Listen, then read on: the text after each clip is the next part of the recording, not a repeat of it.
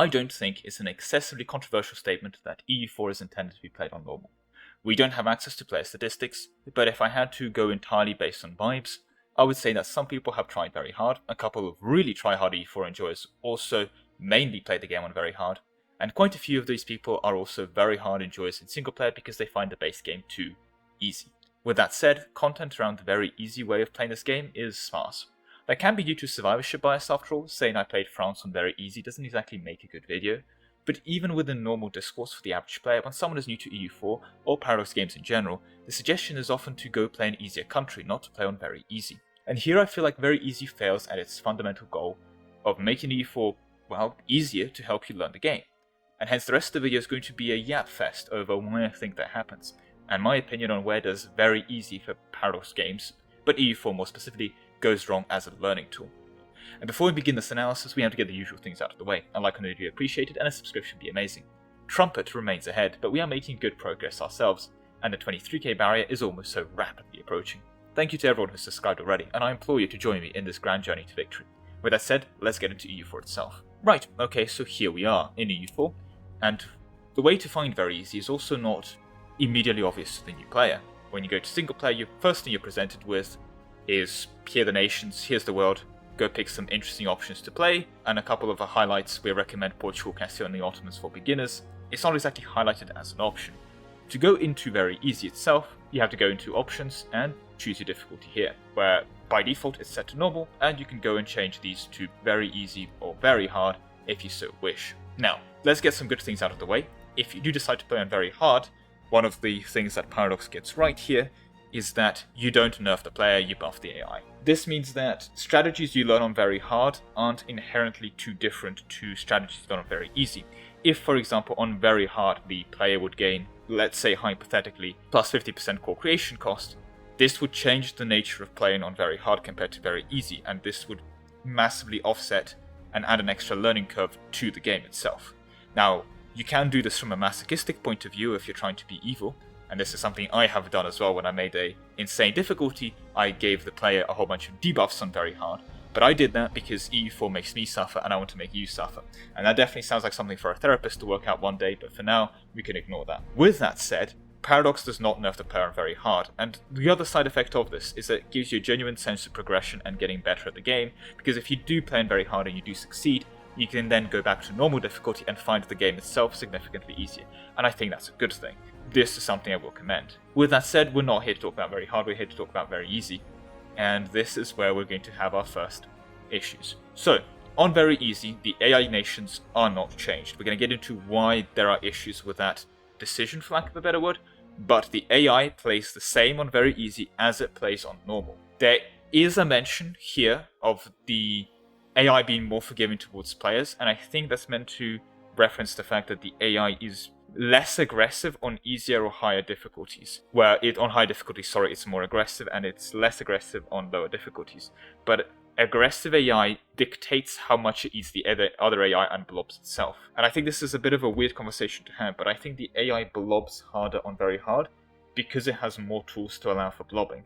Especially if we consider the very hard buff, for example, of minus 33% aggressive expansion. We need to remember that nations such as France and England are also considered lucky nations by default settings, which is the setting here.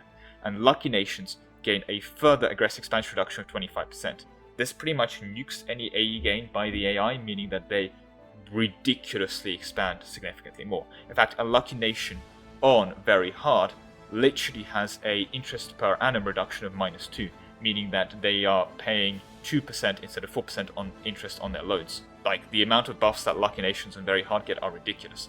Point being is that these ridiculous buffs allow them to be more aggressive, and I think the more aggressiveness that we observe by the AI in very hard stems from them having more bonuses than you get from the setting itself being lower. There may be some relics of AI aggressiveness and AI pursuitiveness in the code that I have not seen or am not aware of, so feel free to correct me on that, but that is my current understanding of the situation. On very easy, the AI, especially when fighting other AI, is going to blob the same as it does on normal. And more importantly, it's going to scale and nation build the same as it does on normal. So why do I bring this up? Well, that's because the AI for EU4 has gotten better. Played this game for quite a while now, and let me tell you, AIs actually take hegemons nowadays. You have to wait until the 1700s for them to do it on normal, but they will get there. AIs on normal difficulty by the 1650s, if, like, let's say France is having a good game where they've conquered half of Europe, and they do that sometimes, are going to be fielding 500,000 strong armies with a couple quality ideas. The AI isn't always going to be taking diplomatic, infrastructure, espionage. They are going to be taking quality economic quantity sometimes as well. They're going to have strong, good armies. And I think this is going to be problem number one for Very Easy, is that instead of buffing the player, they really should be nerfing AI expansion. Now, let's digress from that, because that's a topic I want to return to, and actually look at the buffs that they give on Very Easy for new players. And before we even get anywhere into the actual debuffs, let's consider a very fascinating problem, is that they give player nations and subjects these buffs. And one of the subject buffs is plus 60 yearly tax, and this is important because your income from vassals is that you're taking a percentage of their tax income. But why is this a problem? Well, usually when you play a nation such as France, you want to annex your appendages, you want to centralize and get rid of your vassals as fast as humanly possible. The issue is, of course, by giving every single one of your subjects such a massive plus 60 base tax income of plus 5 ducats a month, and that's what this boils down to. Very Easy gives you plus 4.98, or basically plus 5 ducats a month just for existing. By giving that to the subjects, you are taxing that income. So now a country such as Bourbonnais, which has 2 provinces, and both those provinces on a 0 autonomy, well, one is on 35 mind you, is making less than a ducat combined. Now, there is 0.66 ducats here. I'm going to assume by autonomy is 35%. We can round up to 0.33 here if you get rid of the autonomy modifiers, and I'll be honest, I don't think it's impacting trade power in the Bordeaux trade node by any significant margin at all. It's 2, 12 and 7 dev provinces without centers of trade. You're not going to be making more of a income from tax. If you annex Bourbonnais, you're going to be getting plus 1 ducat realistically, and that's assuming you keep the autonomy down, which a new player probably isn't. Well, you're going to lose 2.28 income because you've just lost that subject, and your income's going to go down. And what you're going to see as a new player is, I've annexed the vassal, I'm now poorer, which is a very bad mindset to be in, because normally it's the opposite. Normally you're not making this much money from taxes. You're teaching a new player inherently a bad approach to the game. But this is just the tip of the iceberg, as it were. I mean, the video keeps going for a while. Basically, I don't think you should be giving subjects these buffs. But let's get back to the buff list anyway, and let's go through these. First of all, we see -5 national unrest, and this is simultaneously completely irrelevant and incredibly overpowered. See, if I were to give -5 national unrest to someone like Playmaker, he's going to conquer the world before 1600s. In fact, he's going to do that anyway. I don't need to give him -5 national unrest for him to do that. If I approach this game with the knowledge that I have today, I can use the -5 national unrest to make a build around with the Mughals, where I can stack 300% overextension and still have no rebellions. In fact, I can do that without the -5 unrest. Point being is, this is a massive bonus that is incredibly strong, but when you're a new player and you have no real other unrest reduction bonuses because you play in a conventional country and you conquer another province, you're going to get 30 years of separatism. Those 30 years of separatism are going to give you +15 unrest, meaning that that -5 unrest does not exactly prevent a rebellion. The idea of the -5 unrest here, I believe, is to mitigate smaller local increases of unrest, for example, from an event that gives you +2 unrest. If you're playing as England, you get the low odds for +2 unrest for temporarily, or to mitigate a stab hit giving you enough unrest to get particularists. There it works, and I think it almost fits the mark on that part. But the issue is that most of the crippling rebellions are not your particularists rising up. The crippling rebellions are the swarm of separatists that you're going to get when you're conquering. Those are the big issue, and the problem is that this modifier does absolutely nothing to mitigate that very real danger and threat to new players, rebel spamming from conquest, right? This delays it at best, because they're still going to rise up even with -5 unrest. The other thing as well is one of the things that we're going to have to teach new players is that you want to decrease autonomy, and that's going to give you +10 unrest. National unrest at -5 is exactly halfway to making that irrelevant. It doesn't let you completely mitigate autonomy, but it softens the blow, and if you build around national unrest, it lets you decrease autonomy for free, to be clear. But a new player's not going to be making a build, the new player's going to be trying to learn the game. And as such, this national unrest here kind of exists, but not in a way that is the most effective. And I think a better way of approaching a national unrest -5 modifier is, instead of making a very easy national unrest -5 modifier, and I appreciate there's going to be a lot more work to code, is that if you're on very easy, you should extend the duration of the recent uprisings. Because chain rebellions of a province rises up, you haven't resolved the unrest, it rises up again later when you've conquered new land and you've got overextension again, is a very real problem and a very real issue. And I think extending the recent uprising modifier is a better approach of giving players less rebels. But I'll be honest, the -5 national unrest is probably the least egregious thing here. Let's keep going, and we hit the economic buffs. You get some yearly inflation reduction of 0.05, frankly who cares, but I guess it's a bit there. You get minus interest per annum, so loans are significantly less punishing, but I think we'll cover that in a bit. But I think what I really want to talk about is the yearly tax income of +60 and the production efficiency buff of 50%. First of all, the production efficiency buff is basically a workshop on every single province for free. That is really strong, and it also works really well with other workshops. The issue is that, much like the yearly tax income of +60, it doesn't save you. AI that knows what they're doing, and they do know what they're doing now, they actually build manufacturers and workshops, are still going to outscale a clueless player. They're going to outbuild them, they're going to build workshops and manufactories. They're still going to have higher incomes and higher everything compared to the player.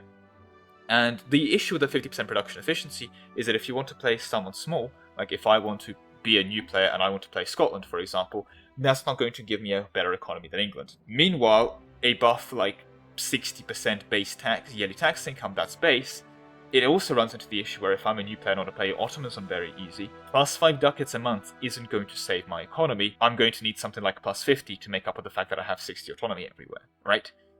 Neither of these two modifiers really address the fact that a new player is not going to be economically scaling as well as other nations are. And I think this is a part where we sometimes within the EU4 community meme missions that go, oh, you need to go dev a province and build 10 workshops. Like, that's not really a fun mission, that's just me pressing the dev button and clicking the build workshop button. But unironically, these missions are quite good at teaching new people, you should probably be building workshops in general, because they build the workshops, they see their income go up, and they get the mission rewards, you know. I think that's a much better way of teaching new players about the importance of production efficiency in workshops than a 50% production efficiency buff inside of your base built-in nation. With that, though, we continue to national manpower recovery. Now, I think this is good because it lets the players recover more from mistakes they make. Mistakes are less costly. If you aren't paying attention, you get your army stack wiped. It's going to cost you less manpower in the long run. But the other issue we have is the way they approach this is to give you 50% also force limit to help you fight the other AI. Now, of course, 50% land force limit is absolutely insane, and an incredible modifier that's incredibly overpowered. The problem is let's talk about how the new players are going to use this. Let's say I'm playing a game as Hungary. Now, I am Hungary, I have the Western Tech Group, and realistically, when I'm playing Hungary as a new player, I'm going to probably go kill Wallachia, I'm going to kill Serbia, Bosnia, I have Croatia, I'm probably going to ally Poland and Austria because they're like the big other Europeans that I'm meant to be friends with. Bohemia's probably going to fall under union with Austria or Poland or do their own thing and also be big enough, so I'm not going to be really expanding into the Merlia, so I'm going to expand into the Balkans, and I'm going to run into my big roadblock, or a person's probably going to declare war on me, the Ottomans.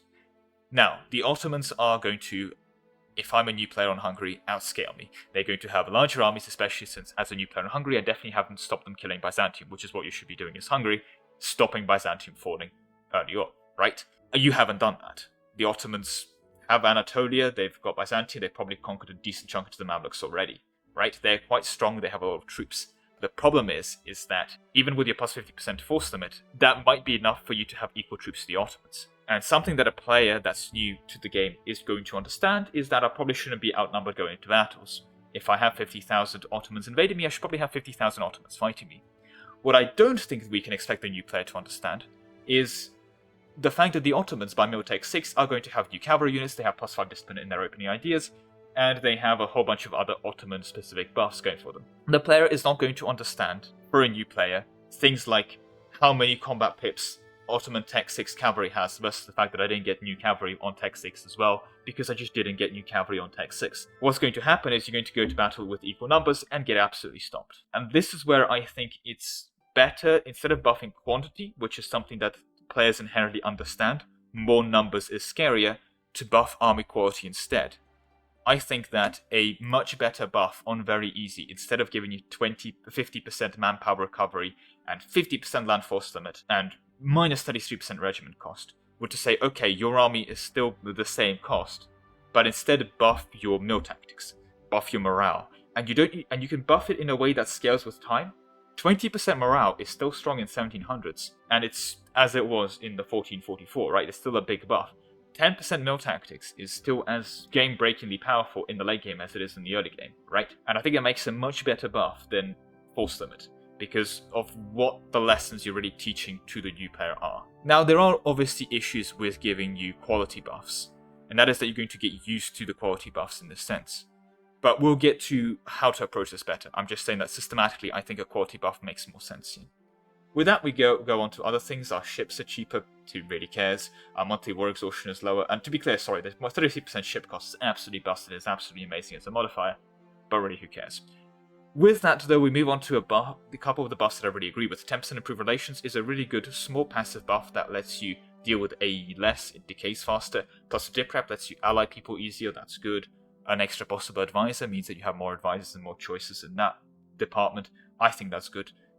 Those are all good things, and here I don't disagree with. But then we hit the big ones, 25% core creation cost. And this is where we now need to talk about the elephant in the room, especially when you start looking at the minus 33% yearly aggressive expansion impact. If you play and learn the game on very easy, you're going to learn lessons that will make moving to normal incredibly difficult. Core creation cost reductions of 25% and aggressive expansion impact reductions of 33% means that it's going to be significantly easier for you to both expand and maintain domain over your territory versus a normal campaign where you don't have those buffs. 33% aggressive expansion is something that, again, if you give someone to like Playmaker, they're going to conquer the world by 1500. It is that incredibly powerful when you abuse it. And the issue is that we're giving this incredibly strong tool to a new player that is going to end up abusing it because that's just how you play the game, you conquer new land. And then when they get rid of this buff to move to normal, they're going to have a new learning cliff, right? We want to get rid of the learning cliff with this very easy, or at least mitigate the cliff, but we also don't want to construct a new cliff after very easy to move from very easy to normal. There's already a cliff of going to a paradox game. We don't need to construct a new artificial cliffs between very easy and normal, is I guess my argument here. So, giving 25% core creation cost and minus 33% AE here means that once you're moving off very easy to normal, and let's say you're playing in Europe, because there's European vassals who hasn't played in Europe, you're suddenly going to find existing in the Holy Roman Empire such a different dynamic that you've just introduced a brand new cliff. And I think this is where my fundamental issue with very easy, and frankly the reason for this video comes into play. I don't think that very easy should buff the player. I think very easy should nerf the AI. What very easy should do for a better learning experience, frankly, is make the AI less aggressive by giving them +1 interest per annum.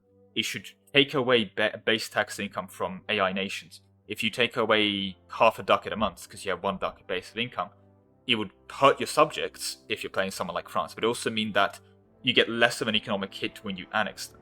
And more importantly, if you have the debuffs to economy for every single player, for every single AI, they're going to be fielding smaller armies. There's going to be naturally an easier time for the player to fight them. Another thing you can also do is on very easy, give the AI debuffs to like -10 or maybe even -20% morale. We could give the AI debuffs of quality, because that means that countries that are naturally really strong, like the Ottomans, are going to be brought back on par with other Western powers, and countries that aren't meant to be that strong are going to be much easier to walk over. I think that'll be an easier time to adjust if you go from AI being nerfed to AI being normal, moving from very easy to normalcy, but I concede that quality buffs may also present a new cliff. But what will not present as less of a cliff is just a decrease to AI aggressiveness. If you're playing in Florence or as a new player and you want to build Italy, a less aggressive AI means that Savoy and Milan and Venice aren't going to consolidate, right?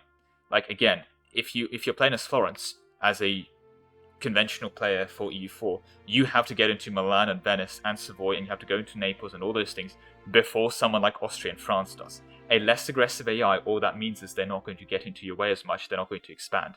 Now, if you want to play Italy and then go into France, France is still going to be there, they're not going to be going anywhere because the AI is less aggressive. But they're not going to get into your way as much, and by being less aggressive themselves, the AI is not going to consolidate into big enough blobs to pose an issue for you. And we can achieve this by doing things like plus 33% aggressive expansion on very easy. We could also just, by default, remove lucky nations on very easy mode as well, because we don't need to be giving AIs extra buffs when someone's learning the game. Another thing that would also work quite well, and I think it's because of how the AI is currently coded, is decreasing the base governing capacity on AIs on very easy. And I think the reason that would work quite well is the AI is already very averse to going over governing capacity. And what that means is larger nations like your Spains, like your Frances, that will pose significantly larger threats to the player, are going to hit their literal governing capacity a lot faster. And that's going to slow them down significantly and make sure they don't blob enough to pose a threat to the player, while also meaning smaller nations, like your Teutonic Orders, like your Denmarks, nations that don't struggle with governing capacity as much. So, for example, nations like Brandenburg can still go ahead and do their Prussias or expand and consolidate to a less limited extent. So you'll have a lot more normalized challenge throughout the map, because they're not going to be suffering with GovCap as much as someone like the Ottomans with the nerf GovCap are going to be struggling. In essence, I think there's a lot of tools to make very easy a genuinely better learning experience for new players, and I think that's an important thing to have for EU4 as well, because at the end of the day, this game does have a lot of new things to learn, and very easy, presented in such a bad way that the general advice that a lot of veterans give that currently does make sense for this game is not to go on very easy, is to play on normal, where you don't have any of these crutches and the AI is still normal, but you just play an easier country. And I think one of the last things you want to do is to go into a game like EU4, which is inherently a sandbox so you can play any nation, and as a person who's excited to go play Naples because they live in they live in Napoli, or a person who's excited to go play Scotland because they live in Edinburgh, or something of that nature, to then go, don't play Scotland, play England, because you suck at the game, and you're going to lose. Because realistically, half the time, they are going to lose, if not more. That is just good advice, but it's a very disheartening advice. And I think a better, very easy mode would just really help with that. Do tell me what you think down below in the comments below. I do read all of them, even if I don't get around to responding to every single one these days. Sorry, I get quite a lot of them nowadays. With that said though, that is all I have time for today. Thank you very much for watching, and I hope to see you all in the next one. I'd like to also take this opportunity to thank all my channel members, with a special thank you to Ark and Sir Lemon.